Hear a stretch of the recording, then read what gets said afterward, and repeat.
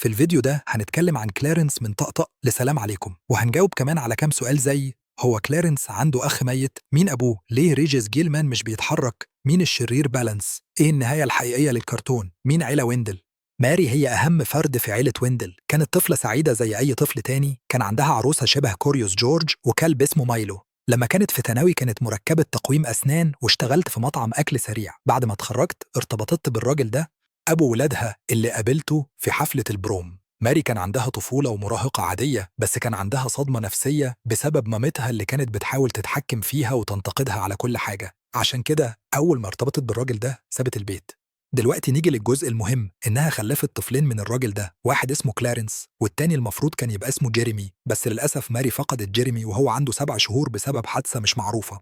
جيريمي كان نادرا ما يذكروه في المسلسل، بس كان في دلائل على وجوده، هنتكلم عن ده أكتر بعدين. دلوقتي نرجع للعيلة، واضح إنهم اتأثروا بالخسارة دي، عشان كده علاقتها بأبو كلارنس انتهت، اللي كان بيلومها على اللي حصل على ما يبدو. طول المسلسل ما ظهرش خالص غير مرة واحدة لما كان في حفلة البروم لابس بابيون. صورة مقطوعة. ماري كانت عايزة تمحي أي ذكرى ليه وتركز على إنها تهتم بكلارنس.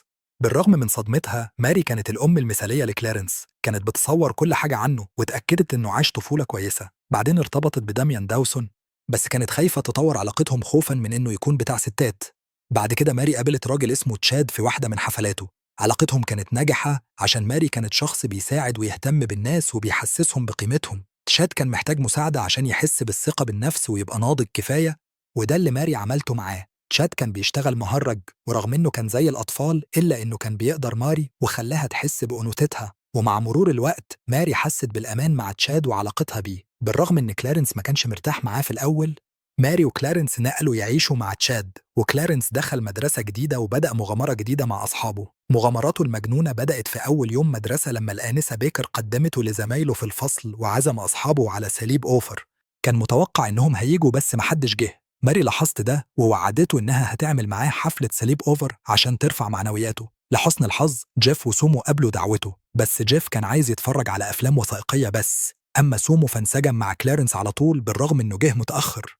فحاولوا يخلوا جيف يستمتع بوقته بدل ما يتفرج على التلفزيون. كلهم في الآخر كسروا البنياطة واتقرصوا من النحل وجالهم طفح جلدي واستمتعوا، ومن اليوم ده بقوا أحسن أصحاب. الجزء المضحك في المسلسل إن المغامرات واقعية وبتفكرنا بذكريات طفولتنا لما كنا بنستخدم خيالنا ونعمل حاجات غبية زي كلارنس. عشان كده أنا برشح المسلسل ده جدا. الحاجات الغبية اللي عملها التلاتة دول خلتهم يتوقفوه من المدرسة كذا مرة. بالرغم إن جيف أذكى نسبيا، إلا إنه دايما بيقع في مشاكل معاهم. التلاتة عندهم شخصيات فريدة بتضيف للمسلسل وبتخلي مغامراتهم أحلى، خصوصا كلارنس اللي هو بالمناسبة الشخصية الرئيسية، هو بريء وغبي طفولي أكتر من الباقيين. كلارنس في مرة أكل من الزبالة، والمرة اللي أكل فيها 500 بيضة عشان يتحدى بيلسون. دلوقتي خلينا نتكلم عن جيف. هو طفل صحي وشخصيته مركبة، بيتبع أسلوب حياة صحي وبيهتم بدراسته، بس ساعات بيفقد السيطرة وبيكون عنيف وغيور. في يوم كلارنس خد البطاطس بتاعته فجيف بقى عنيف. كمان حس بالغيرة لما كلارنس صاحب واحدة هو كان عايزها.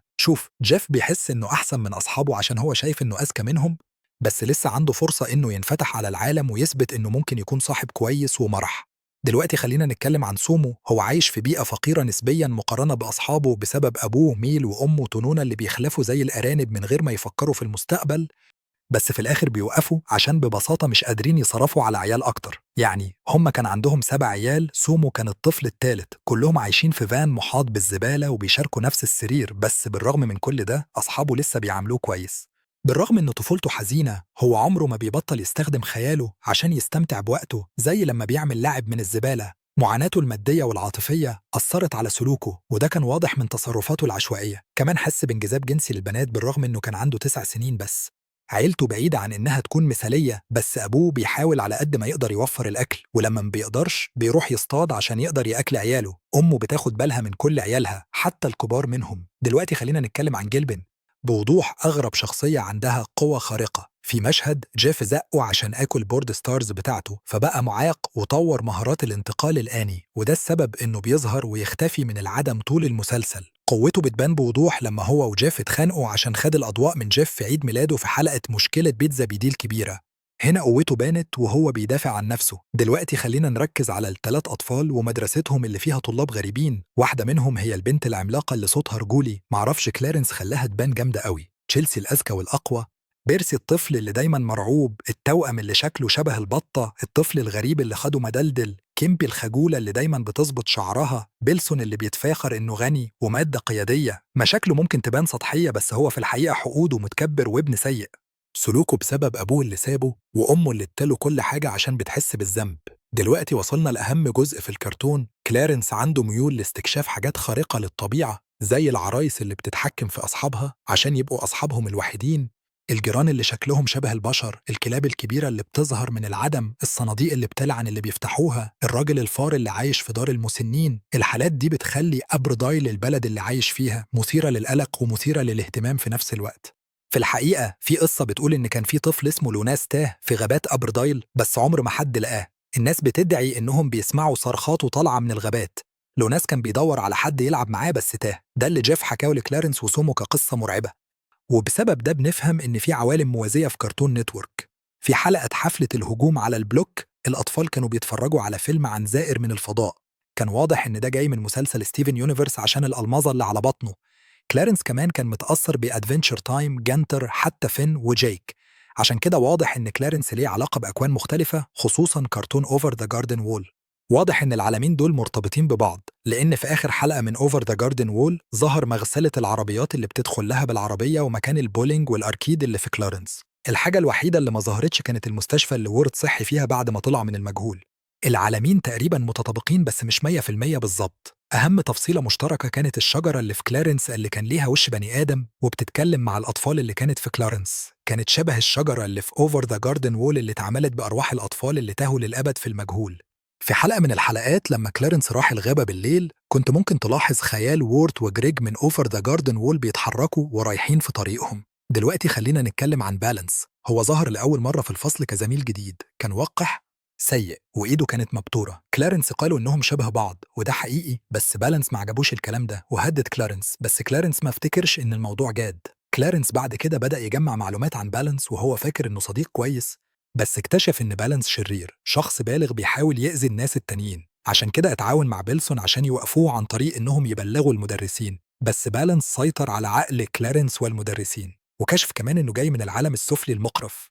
لحسن الحظ رودريجو مدير السيرك مسك بالانس وحبسه في عربية ورجعه للمكان اللي جه منه. النظرية بتقول إن شخصيات أوفر ذا جاردن وول اتسللت لكلارنس، عشان كده في شبه كبير بين تشاد ورودريجو. في كمان ألغاز في الكرتون زي في حلقة الأحلام لما ماري راحت نادي القراءة وطلبت من كلارنس يقفل الجراج بعد ما يخلص لعب. بعد ما خلص لاعب راح يتفرج على التلفزيون ونام ونسي الجراج خالص. البرنامج اللي كان في التلفزيون كان عن تعقيد العقل وتفسير الأحلام. بعد كده بدأ يحلم نفس الحلم كذا مرة لحد ما شاف طفل شبهه قاعد على الكنبة. سأله عن مين هو. الطفل رد إن اسمه جيريمي. كلارنس يعمله زي أخوه واستمتعوا بوقتهم سوا، ولما جيريمي حب يوقف كلارنس قالوا إنهم في حلم وإنه بيحاول يقنع جسمه يقفل الجراج عشان لازم يعمل كده عن طريق إنه يبعت إشارات عقلية ليه عشان يقدر يفضل جوه الحلم مع جيريمي وما يصحاش. كلارنس صحي بالظبط وهو بيقفل الجراج. ماري شافته وسألته عن الموضوع فحكى لها عن حلمه، الطفل اللي ما خلاهوش يقفل الجراج. دلوقتي النظرية بتقول إن الطفل ده كان أخو كلارنس الميت جيريمي. وده ليه؟ أولاً مقاس جسمه جيريمي 2، ووفقاً لجوجل مقاس 2 في الأحذية بيكون لطفل عنده 6 شهور، وده معناه إن الطفل كان حوالي 7 شهور. بس إزاي مات؟ عشان نجاوب على السؤال ده هنرجع للحلم اللي الجراج ما اتقفلش فيه، وده معناه إن الطفل خرج منه وهو بيزحف وخبطته عربية ومات. العربية اللي في الحلم كانت كمان علامة على الحادثة. كل ده مجرد نظرية، افتراضات. بس رقم 2 في حلقة بالانس كان عايز يهجم على كلارنس بواحدة من ذكرياته من اللاوعي بتاع كلارنس، وهي حادثة الحريق. أكتر حاجة صدمت كلارنس في حياته لما كان متحاط بالنار اللي قتلت أخوه اللي عنده 7 شهور. كلارنس طبعا مش فاكر ده على أي حال. بالانس كان بيحاول ياخد انتقامه من كلارنس عن طريق جيريمي بعد ما ترمي في المجهول المظلم. المكان ده كان في عالم فوق حائط الحديقة، وده بيفسر المشهد اللي بالانس كان بيحكي فيه قصة لجيريمي اللي كان في السرير. فبينما جيريمي بيحلم هو لاحظ ذكرى مخفية جوه اللاوعي بتاع كلارنس عن حادثة الحريق اللي فاتت. السبب اللي خلى روح جيريمي في المجهول هو إنه ما كانش عايز كلارنس ينساه. بعد فترة مواهب جيريمي بتظهر مع بعض في حلقة كابوس في شارع أدلاديل. تاني كان الموضوع عن انتقام بالانس من كلارنس. كلارنس أكل حلويات كتير ونام وبدأ يحلم. هنا بالانس حاول يخطفه هو وأصحابه، بينما جيريمي حاول إنه ينقذه بإنه يساعده يتحكم في حلمه قبل ما بالانس يحقق هدفه. في الآخر كلارنس أخرج كل اللي كانوا في سجن بالانس اللي كان جواه، كلارنس اتعافى من صدمته اللي فاتت بعد ما هزم الشرير. دلوقتي خلينا نتكلم عن جيلبان. علاقته بالباقيين اتحسنت، اتعلم النحت واشتغل على مهاراته لدرجة انه سرع نمو النباتات بمجرد تفكيره. جيف كان عنده سر مكسوف منه، وهو ان عنده 6 صوابع في رجله، وده اللي قاله كمان لكلارنس. كلارنس وعده انه مش هيقول لحد، بس في الاخر كشف السر للمدرسة كلها. لحسن الحظ الكل قابله واعترفوا بعيوبهم. تشاد وماري اهدوا كلارنس العجله اللي كان بيحلم بيها في عيد ميلاده العاشر. سومو كسب احترام أبوه ووثق في قدراته بعد ما خد المنصب الموسيقي. كلارنس كان بيعدي على سومو عشان يروحوا المدرسة سوا. في بداية السنة الدراسية الجديدة ميس بيكر أعلنت إن 3 طلاب هيتنقلوا لمدرسة تانية، وسومو كان واحد منهم. جاف حس بالغيرة عشان المدرسة التانية دي كانت أحسن. كلارنس حس بالحيرة لأنه مش هيشوف واحد من أعز أصحابه تاني. سومو اتنقل، بس كلهم اتفقوا يتقابلوا بعد المدرسة ويلعبوا سوا. تشاد عزف مع الفرق اللي سابها من 8 سنين للمرة الأخيرة. ماري قابلت ديميان حبيبها اللي ضاع منها من زمان للمرة الأخيرة برضه، وعرفت إنه لقى حبه الحقيقي وإنه ما بقاش بتاع بنات. في واحدة من الحلقات الموضوع كان عن النمو والكبر عشان كان عن شنب جلبان. كلارنس بدأ يحس بعدم الارتياح لأنه حس إن كونه طفل مش دايم وإنه لازم يكبر، بس هما في الآخر قبلوا الفكرة. موسيقى دلوقتي في الحلقة الأخيرة اللي اسمها أي مكان إلا سومو. قبل الإجازة الصيفية بيومين سومو وجيف وكلارنس لقوا كنبة قديمة في الزبالة، قعدوا عليها كلهم ما عدا جيف بسبب هوسه بالجراثيم. كلارنس افتكر بعدين الذكرى السنوية لأول مرة اتقابلوا فيها لما سومو قص شعره بنفسه. كانوا عايزين يعملوها تاني عشان شعره طول. كلارنس راح يجيب مكنة الحلاقة من مامته، بس لما رجع كان في حد تاني قص شعر سومو خلاص.